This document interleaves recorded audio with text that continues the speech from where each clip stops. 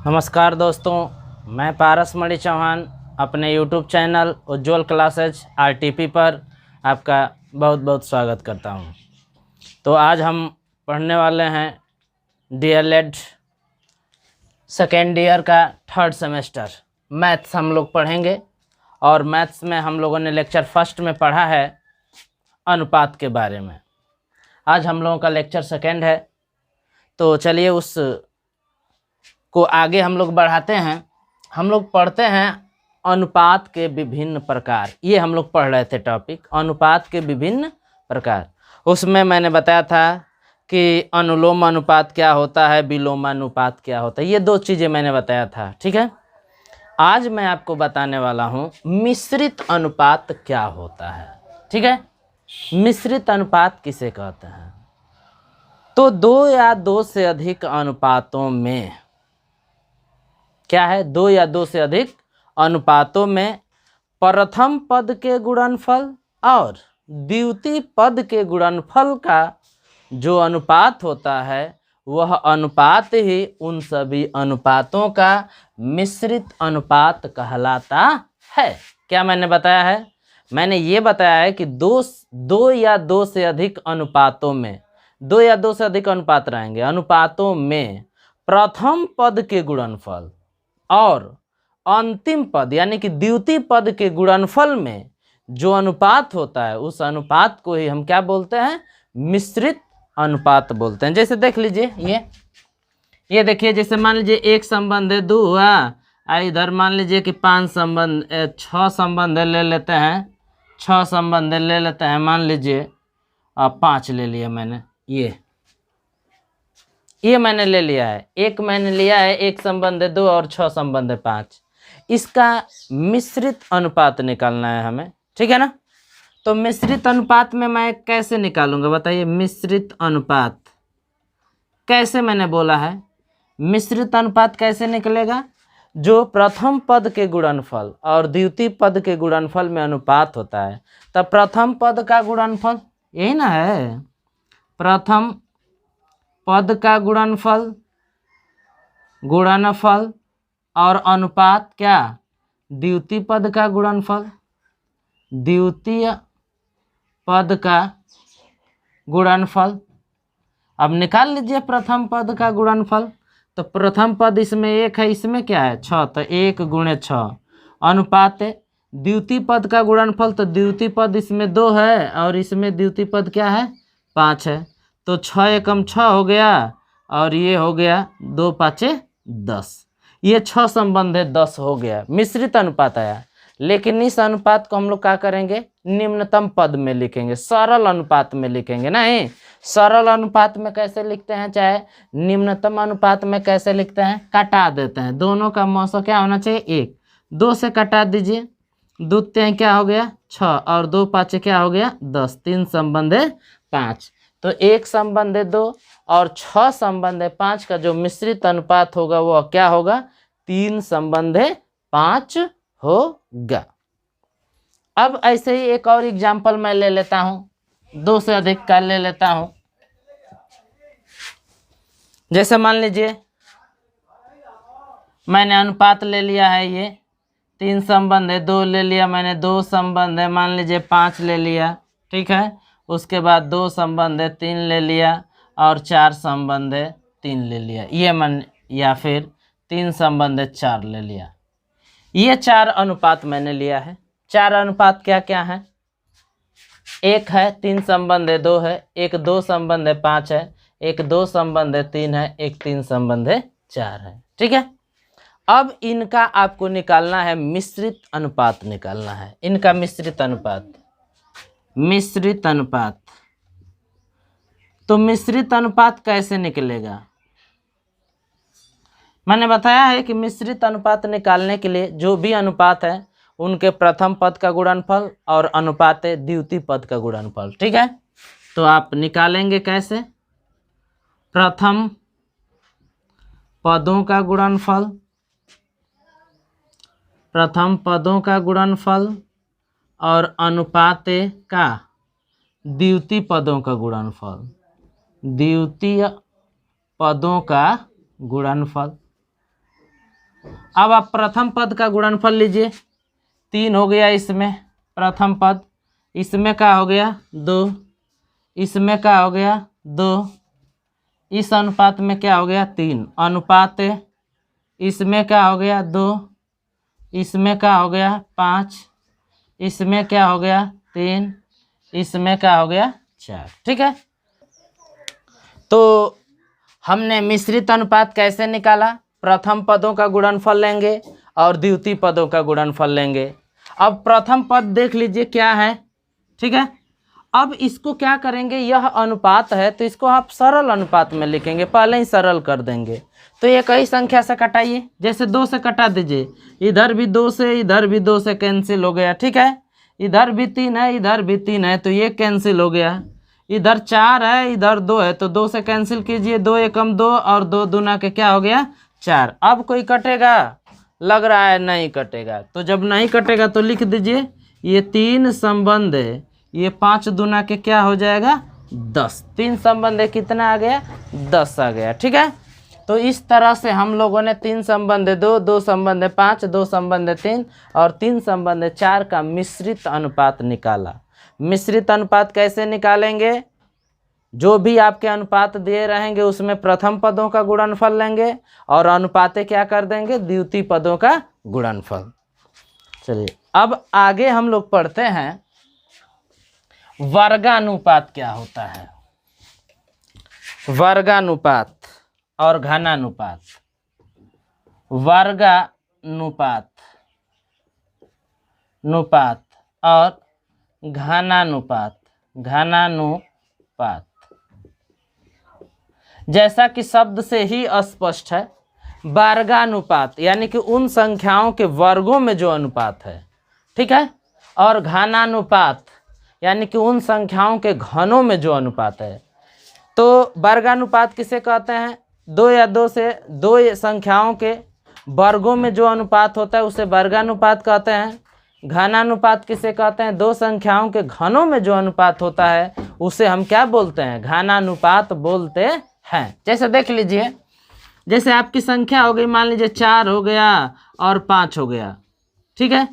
मैं आपसे कहूँ कि 4 और 5 का वर्गानुपात ज्ञात कीजिए और घनानुपात ज्ञात कीजिए, ठीक है ना।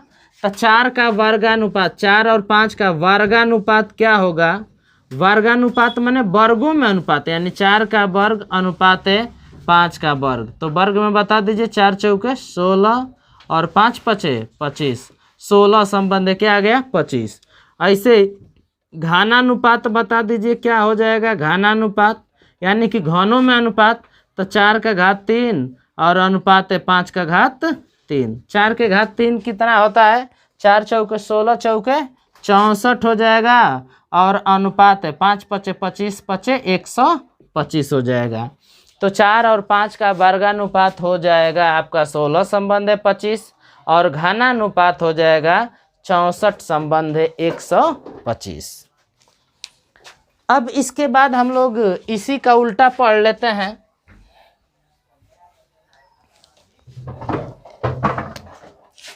वर्गमूलानुपात, वर्गमूलानुपात और इसके बाद हम लोग पढ़ते हैं घना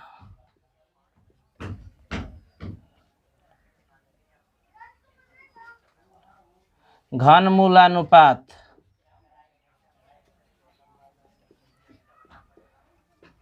चलिए, वर्गमूलानुपात क्या होता है और घनमूलानुपात क्या होता है।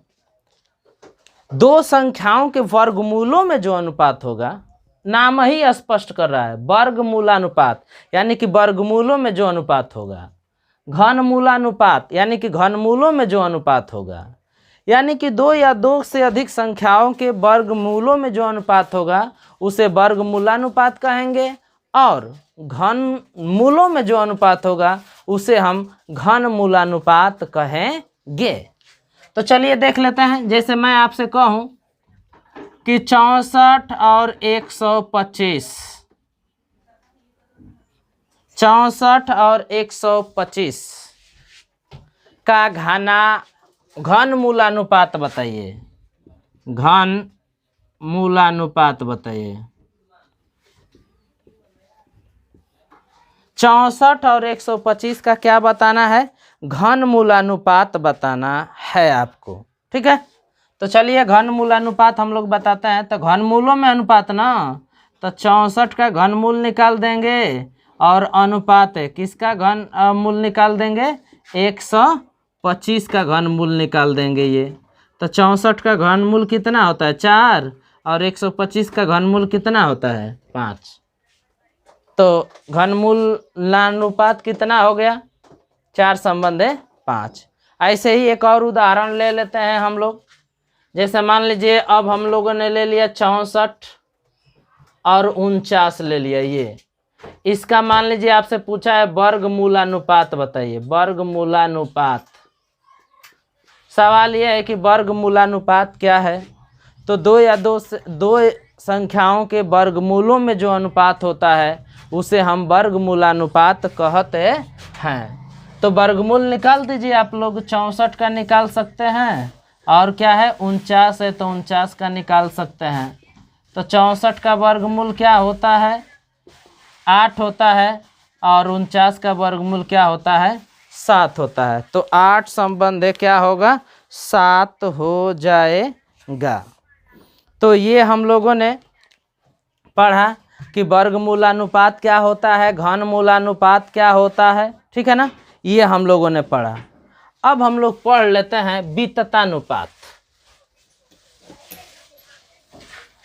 वित्ततानुपात क्या होता है?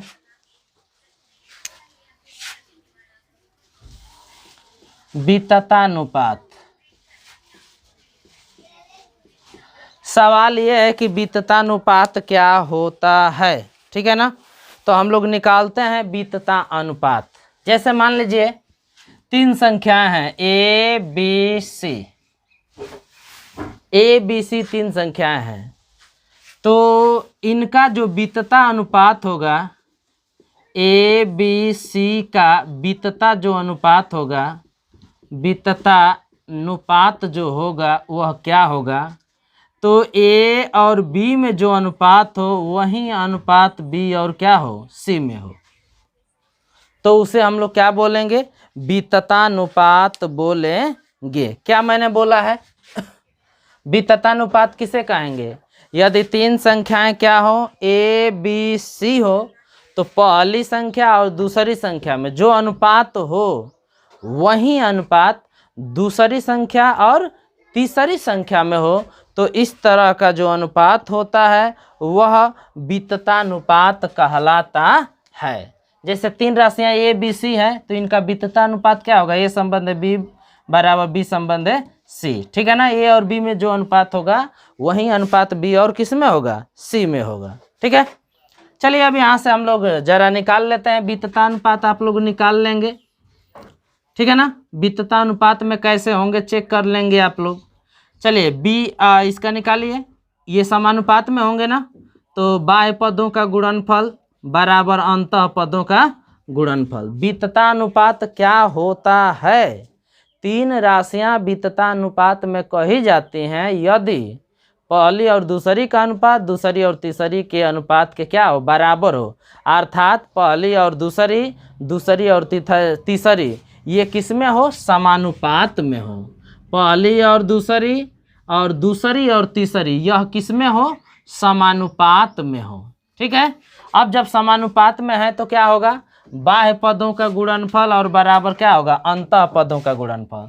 तो ए का सी में गुणा ए सी या बी का बी में गुणा बी स्क्वायर। यहाँ से बी का मान निकालिए, तो बी बराबर हो जाएगा √a/। जानते हैं जो बी होता है ना, बी यानी जो दूसरी संख्या होती है उसको हम पहली और तीसरी का हम बोलते हैं मध्यानुपात बोलते हैं। क्या बोलते हैं?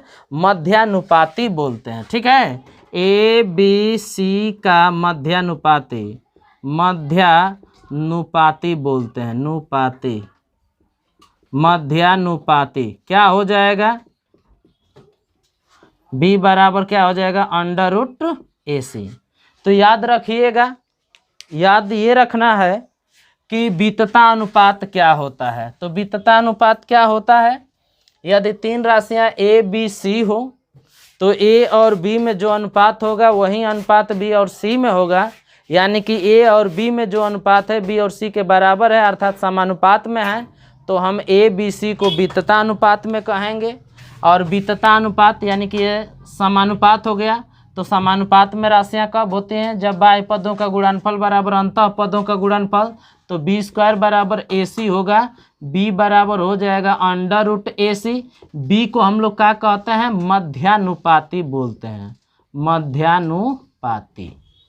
सवाल ये है मध्यानुपाती किसे कहते हैं?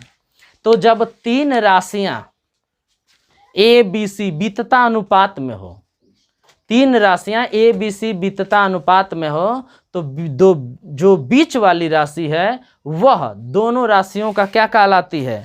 मध्यानुपाती कहलाती है। ठीक है ना? जैसे मैं आपको एक बात बता देता हूं,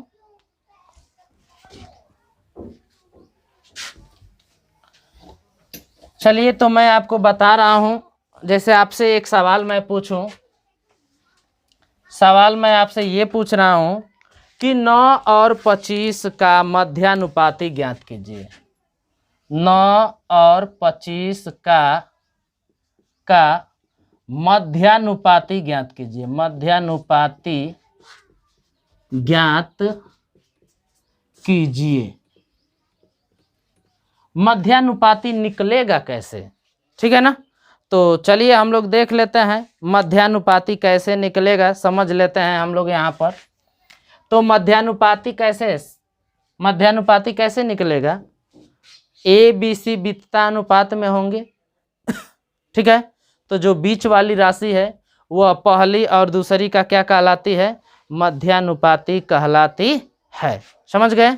तो चलिए हम लोग निकाल लेते हैं मध्यानुपाती कैसे निकलेगा। पहली एक और तीन संख्या लेंगे ना, तो मान लेते हैं यह ए हो गया, यह बी हो गया। नहीं, तो बीच वाली संख्या क्या है? मान लेते हैं बी है। 9 हो गया, ए हो गया, और क्या हो गया?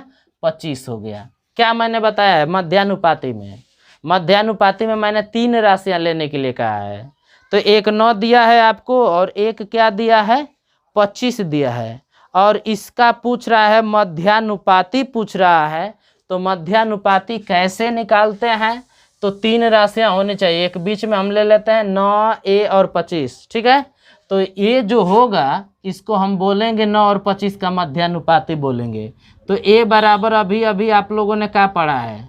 बोलिए, पहला इंटू तीसरा ना। तो 9 इंटू कितना पढ़ा है? 25। 9 का वर्गमूल 3 होता है, 25 का वर्गमूल कितना होता है? 5 होता है। तो 5 तिहाई 15, यानी कि 9 और 25 का जो मध्यानुपाती होगा वह कितना होगा? 25 होगा। या सीधा सीधा समझ लीजिए, दो संख्याओं का मध्यानुपाती निकालना है ना, तो दोनों के गुणनफल का वर्गमूल निकाल लीजिए। मध्यानुपाती कैसे निकलेगा? मध्यानुपाती कैसे निकलेगा भाई? अंडर रूट दोनों संख्याओं का गुणनफल, दोनों संख्याओं का गुणनफल। ये अब इस फार्मूले से आप क्या करेंगे? मध्यानुपाती निकाल सकते हैं। अब आगे मैं आपको बताता हूं, अब मैं आपको आगे बताने जा रहा हूं तृतीयानुपाती क्या होता है, तृतीयानुपाती कहते किसे हैं। ठीक है? चलिए तो हम लोग देखते हैं तृतीयानुपाती। तृतीयानुपाती होता क्या है? तृतीयानुपाती कहेंगे किसे? तृतीया माने क्या होता है? 3 होता है ना। तृतीया माने क्या होता है? 3। तो जैसे तीन संख्याएं हो, एक ए हो, एक बी हो, एक क्या हो? सी हो। फिर से समझिए, तीन राशियां हैं क्या? एक ए है, एक बी है, एक सी है। तो पहली और दूसरी का जो अनुपात है वही अनुपात दूसरी और तीसरी के बराबर हो, अर्थात पहली और दूसरी, दूसरी और तीसरी समानुपात में हो। तो जो तीसरी संख्या है ना, ये तीसरी संख्या यह ए और बी का क्या कहलाती है? तृतीयानुपाती कहलाती है। क्या कहलाती है? तृतीयानुपाती कहलाती है। अर्थात ए बी सी किस में हो? विततानुपात में हो, विततानुपात में हो। ठीक है, ए बी सी यदि विततानुपात में हो तो बीच वाले का नाम हम लोगों ने क्या दिया है? बोलिए, मध्यानुपाती नाम दिया है। क्या नाम दिया है? मध्यानुपाती। और जो तीसरी संख्या होती है वह क्या होता है? तृतीयानुपाती होता है। तो तृतीयानुपाती कैसे निकलेगा? मध्यानुपाती कैसे निकला है? मध्यानुपाती का फार्मूला हो जाएगा b बराबर √AC। और तृतीयानुपाती का फार्मूला क्या हो जाएगा? तृतीयानुपाती माने c का मानना, तो यहीं से निकाल लीजिए आप। b बराबर यानी कि b² बराबर AC आया था, तो जो c है उसे ना हम तृतीयानुपाती कहते हैं। तो c बराबर यह a गुणा में इधर आएगा भाग में b²/a, यानी कि दूसरी संख्या का वर्ग में हम पहली संख्या से भाग दे देंगे तो उन दोनों संख्याओं का क्या निकल जाएगा? तृतीयानुपात निकल जाएगा। तो जैसे हम एग्जाम्पल ले लेते हैं, 12 और 30 का तृतीयानुपाती ज्ञात कीजिए। क्वेश्चन है हमारा 12 और 30 का तृतीयानुपाती ज्ञात कीजिए। 12 और 30 का तृतीयानुपाती ज्ञात कीजिए। तो क्या मैंने बताया? 12 और 30 का तृतीयानुपाती ज्ञात करने के लिए इनका तृतीयानुपाती हम क्या मान लेते हैं? यक्स। माना इनका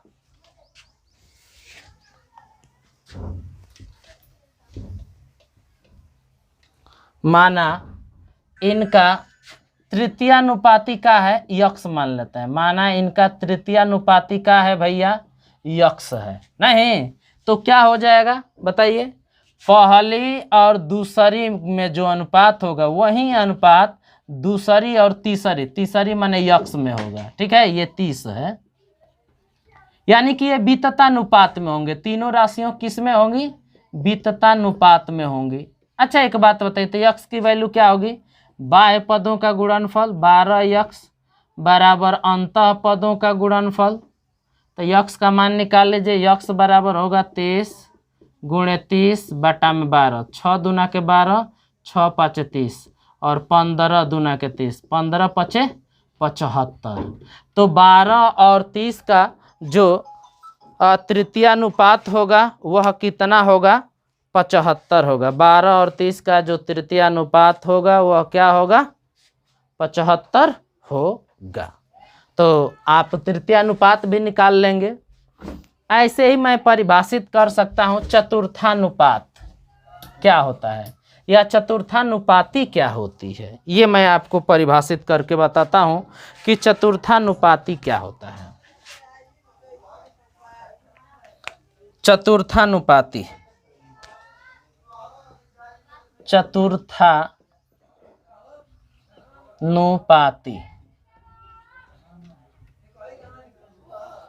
चतुर्थानुपाती होता क्या है ये समझिए। जैसे 3 राशियां ले लीजिए।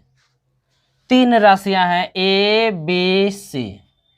ठीक है, 3 राशियां हैं ए बी सी। एक ऐसी चौथी राशि सोचिए जिससे कि पहली और दूसरी में जो अनुपात है वही अनुपात तीसरी और किस में हो? चौथी में हो। तो जो चौथी संख्या है उसको ए और बी सी का क्या बोलते हैं? चतुर्थानुपाती कहते हैं। क्या मैंने बताया? चतुर्थानुपाती हम किसे कहेंगे?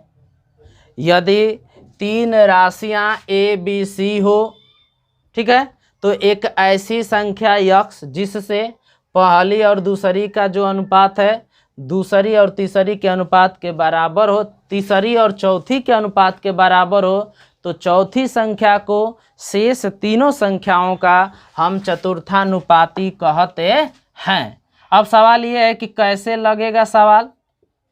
ठीक है, तो एक सवाल के माध्यम से मैं आपको बताता हूं कि चतुर्थानुपाती कैसे ज्ञात करेंगे। जैसे मान लीजिए 6 5 21 का चतुर्थानुपाती क्या होगा? चतुर्थानुपाती क्या होगा?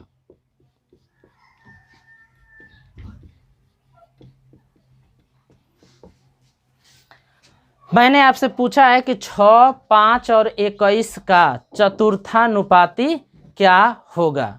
तो चलिए हम लोग चतुर्थानुपाती ज्ञात करते हैं, देख लेते हैं चतुर्थानुपाती क्या होता है। तो परिभाषा मैंने क्या बताया कि 3 संख्याएं हों और एक ऐसी चौथी संख्या जिससे कि पहली और दूसरी का अनुपात तीसरी और चौथी के अनुपात के क्या हो जाए, बराबर हो जाए। तो इस तरह से चौथी संख्या को शेष तीनों संख्याओं का क्या कहते हैं, चतुर्थानुपाती कहते हैं। तो चतुर्थानुपाती ज्ञात करना है ना, तो एक ऐसी चौथी संख्या सोचना होगा ना। मान लेते हैं, माना 6, 5, 21 का चतुर्थानुपाती क्या मान लेते हैं, बोलिए। चतुर्थानुपाती हम मान लेते हैं यक्स मान लिया। तो जब चतुर्थानुपाती यक्स है तो पहली और दूसरी में जो अनुपात होगा वही अनुपात तीसरी और किस में होगा, चौथी में होगा। तो हम मान निकाल लीजिए, बाह्य पदों का गुणनफल बराबर क्या हो जाएगा, अंतः पदों का गुणनफल। ठीक है, तो बाह्य पद आपका 6 हो गया और यक्स हो गया, और अंतः पद कितना हो गया आपका, अंतः पद 5 और 21 हो गया। तो यक्स बराबर निकाल लीजिए, 5 गुणे 21 बटा में 6 कितना होगा, 3 7 21, 3 दूना के 6, 7 5 35 और बटा में 2, 35 का आधा बटा 2 मैंने आधा, 35 का आधा कितना होता है, 17.5, 17 दूना के 34, 1 35, तो 37.5, 17.5, तो 17.5। ठीक है ना। एक और शब्द के बारे में हम लोग पढ़ लेते हैं, प्रथमानुपाती क्या होता है। तो बिल्कुल आसान है, जैसा नाम है वैसा ही इसका क्या है, काम है। प्रथमानुपाती, प्रथमानुपाती, चलिए देख लेते हैं प्रथमानुपाती क्या होता है। समझ लेते हैं कि भाई प्रथमानुपाती कहेंगे किसे। ठीक है ना। तो चलिए हम लोग देख लेते हैं। मान लेते हैं कि आपकी संख्याएं हैं, 3 संख्याएं हैं ए बी सी, 3 संख्याएं हैं क्या, ए बी सी। यदि चौथी संख्या के बारे में हमने सोचा था तो उसे चतुर्थानुपाती कहे थे। और वैसे ही एक ऐसी संख्या सोचिए, प्रारंभ में प्रथम में ऐसी संख्या सोचिए कि उस संख्या का जो आपने माना है, उस संख्या और जो दी गई संख्या उसका अनुपात बराबर हो दूसरी और तीसरी के अनुपात के। ठीक है, तो जो आपकी पहली संख्या है वह शेष तीनों का क्या कही जाएगी, प्रथमानुपाती कही जाएगी। प्रथमानुपाती किसे कहेंगे, तो यदि 3 संख्याएं ए बी सी इस प्रकार हो कि एक ऐसी संख्या यक्स, ठीक है, जिससे कि यक्स और ए का जो अनुपात है वही अनुपात बी और सी के अनुपात के बराबर होगा। तो इस तरह से जो यक्स है उसे हम ए बी सी का क्या बोलेंगे, प्रथमानुपात बोलेंगे। जैसे एक सवाल इस पर भी करा देते हैं, एक सवाल प्रथमानुपात पर भी समझ लीजिए। तो मैं क्वेश्चन पढ़ देता हूँ, 8, 5 और 2.5 का प्रथमानुपात क्या होगा, ये समझ लेना है। 8 है, 5 है, 2.5 का प्रथमानुपात पूछ रहा है, प्रथमानुपात। ठीक है ना, यही पूछ रहा है कि प्रथमानुपात क्या होगा। तो आप क्या करेंगे बताइए, आप प्रथमानुपात यक्स मान लेंगे। ठीक है ना, तो माना 8, 5, 2.5 का प्रथमानुपात क्या आपने माना, प्रथमानुपात है यक्स। ठीक है ना, 8, 5 और 2.5 का आपने प्रथमानुपात क्या मान लिया है, यक्स मान लिया है। जब प्रथमानुपात यक्स है तो यक्स का और 8 का जो अनुपात होगा वही अनुपात 5 और किसका होगा, 2.5 का होगा। ठीक है, अब यहाँ से आपको क्या करना है, यहाँ से आपको यक्स का मान निकाल लेना है। ठीक है ना, तो एक बार और हम लोग समझ लेते हैं कैसे निकालना है। देखिए प्रथमानुपात हम कैसे निकालेंगे। ठीक है ना, प्रथमानुपात हम कैसे निकालेंगे देख लीजिए। तो यदि ए बी सी 3 संख्याएं हों तो यक्स एक ऐसी संख्या कि पहली और दूसरी का जो अनुपात है वह दूसरी और तीसरी के अनुपात के क्या हो, बराबर हो। तो उसे हम क्या कहेंगे, उसे हम कहेंगे प्रथमानुपात कहेंगे। इसका प्रथमानुपात हम मान लेते हैं क्या है, यक्स है। माना 8, 5, 2.5 का प्रथमानुपात हम क्या मान लेते हैं, प्रथमानुपात है x। तो प्रथमानुपात यक्स है तो यक्स और 8 का अनुपात, यक्स संबंध 8 का जो अनुपात है वह अनुपात 5, ठीक है, और किसके बराबर होगा, 2.5 के अनुपात के बराबर होगा। तो अनुपात में क्या होता है, बाह्य पद का गुणनफल, ठीक है, बराबर होता है अंतः पद का गुणनफल। तो 8 गुणे कितना, 5 हो जाएगा। अब यक्स का मान निकाल लीजिए, तो यक्स बराबर होगा 8 गुणे 5 बटा में 2.5। ये दशमलव हटाएंगे तो क्या होगा, दशमलव हटाएंगे तो ऊपर एक जीरो बढ़ जाएगा ना, तो 50 बटा में कितना, 25। अब 25 दूना के कितना हो जाएगा, 50, 8 दूना के 16। तो यक्स बराबर क्या आ गया, 16। यानी कि 8, 5 और 2.5 का जो प्रथमानुपात है वह क्या हो जाएगा, 16 हो जाएगा। तो एक बार और समझ लेते हैं, प्रथमानुपात किसे कहेंगे, यदि ए बी सी 3 संख्या हो तो यक्स एक ऐसी संख्या कि यक्स और ए का अनुपात दूसरी और तीसरी के अनुपात के बराबर हो तो यक्स को ए बी सी का प्रथमानुपात कहेंगे। जैसे 8, 5 और 2.5 का प्रथमानुपात ज्ञात करना है तो हमने 8, 5 और 2.5 का प्रथमानुपात क्या मान लिया है, यक्स मान लिया है, ठीक है ना। तो 8 और यक्स का अनुपात 5 और 2.5 के अनुपात के बराबर होगा। समानुपात में आप जानते हैं कि बाह्य पदों का गुणनफल बराबर अंतः पदों का गुणनफल। यह 2.5 गुणा में इधर आएगा भाग में, दशमलव हटाना है तो यहाँ क्या बढ़ जाएगा, 0। 25 दूना के 50, 8 दूना के क्या हो जाएगा, 16। इस तरह से 8, 5 और 2.5 का जो प्रथमानुपात निकाला है हमने वह आया है कितना, 16, ठीक है ना। तो आज इस लेक्चर में बस इतना ही। जो व्यक्ति पिछला वीडियो नहीं देखे हैं कृपया वह अनुपात से संबंधित जो भी हम लोगों ने वीडियो बनाया है वह आप ज़रूर देख लें, क्योंकि जब तक आप पिछला वीडियो नहीं देखेंगे तब तक आगे समझना क्या है, मुश्किल है, ठीक है ना। तो इसलिए जो भी वीडियो बनाते हैं हर वीडियो आप देखिए, उसको लाइक कीजिए, अपने दोस्तों में उसे शेयर कीजिए, कमेंट कीजिए और हमारे YouTube चैनल उज्ज्वल क्लासेज RTP को सब्सक्राइब कीजिए। धन्यवाद।